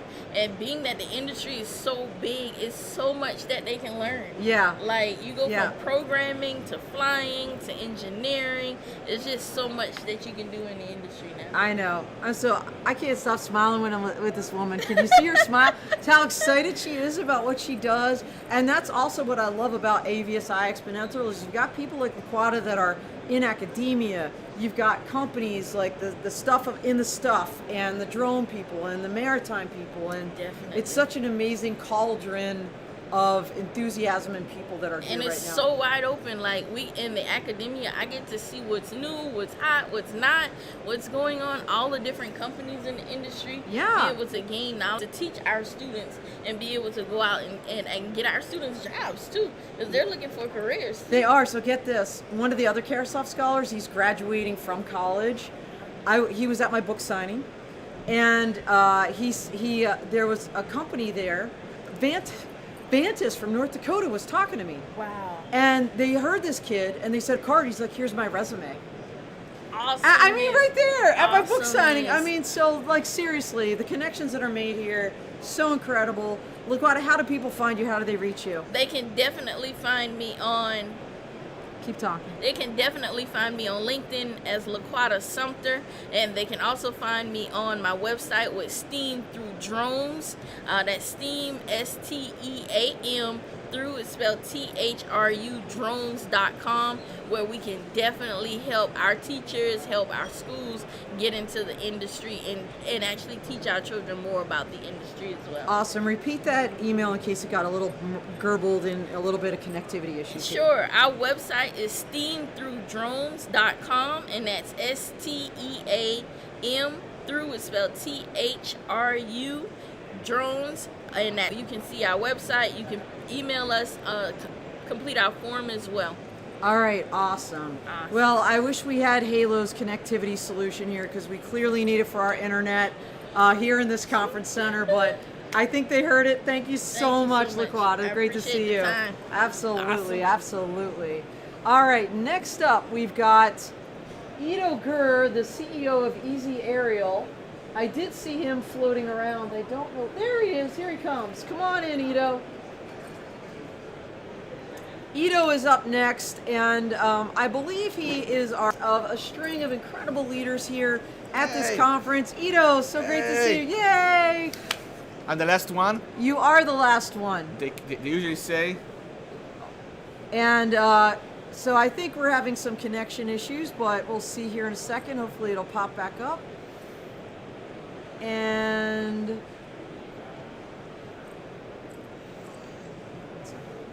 Yeah, I'm trying to. That's time. I know. All right, we got audio, so we will see. We're going to get you back on this show, by the way, at some point. Anyway, Ido, we've been talking about it for a while. The network here is not awesome, ironically, for a tech show. Well, but it's not AUVSI's fault. It's always these convention centers that are cavernous and don't have good internet connectivity. and I want to say that I'm not good looking anyway, so voice is actually better for me. You are so not right there, but tell us about Easy Aerial and what you guys are doing here. Sure. So I've been coming to AUVSI for the last 11 years straight. Yeah. This is one of the best shows I'm going to, so I love this Awesome. show. Easy Aerial, we are based in Brooklyn, New York. We are 110 people. I would say, geeks and engineers and ex-military, and we do this drone in a box, this innovative idea of having drones live in these plastic cases, and every time someone wants something, they open up, do the mission, come back, land themselves, recharge themselves, and then they go again. Nobody has to do anything. I know. So this whole automatic, autonomous idea, and we can have those boxes around bases, around borders, in the railroad industry, everywhere that is far and boring. If it's interesting and close, don't come to us. But if it's far and boring, that's where we shine. Or even dangerous, or right? Even dangerous, so I mean, you're the ultimate dual-use technology company. Yeah. And Ido, are you on the blue UAS list? Yes. So that's huge, right? That's a big thing. People talk about that on the military side. Are you blue? Are you blue? And you guys are, and I think that's really significant that you've been able to grow the company to 120 people just from a handful in your recently. Yeah, we've been around for 5.5 years. I mean, that's not long. Yeah, and we almost doubled every year. Yeah. I'm not sure we're gonna double in people next year because it's a lot of salaries, but it's been amazing. It's been the adaptation of a drone in a box as a concept has really been phenomenal across several industries. And Blue UAS, it's a huge program. DIU really took this initiative of making sure this is cyber secure, it's safe. Yes.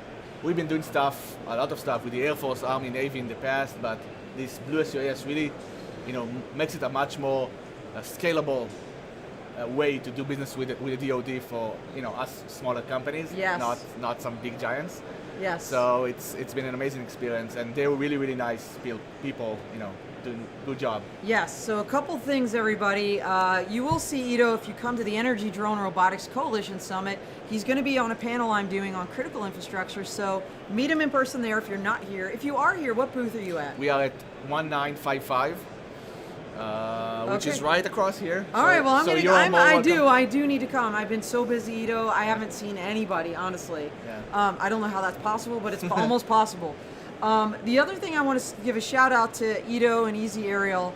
We were just talking about the Carousel Scholars. Laquata Sumter is one of them. Ido was one of our endowers, our scholar support. He actually paid for 3 students from the Brooklyn area to come to the event sponsored by the Carousel for the Carousel Scholars Program. So thank you so much for your support for that program. Thank you. I think it's so important to support our students and to give them this education. So thank you for being a part of that. Sure, and we've been supporting the Vaughan College. Aerospace University for the last 5 years. We give them all of our spare parts. That's so cool. And they build, drones, and they compete in competitions, and then we take them as the interns, and giving back to the communities. Outmost desire in the company. So. Well, I love that, and it's probably a great note to end on because this was Thought Leadership Month on the podcast, and for your involvement and the thought leadership you brought forward, not only with the drone in the box solution that you guys have created, but in this academic and educational arena. I think it's very significant. So thank you for all that you do, Ido, and tell everybody how they can find you and reach you. Ido, Gur, LinkedIn, and easyaerial.com. We are very easy. Your last name is G-U-R. G-U-R. I-D-O, G-U-R. Yeah, and then IDO is I do because I do whatever Don tells me to do. So that's what I like to hear. Well, thank you so much. Thank you so much. Have a great rest of your show, and I'm going to try to make it over there, I promise.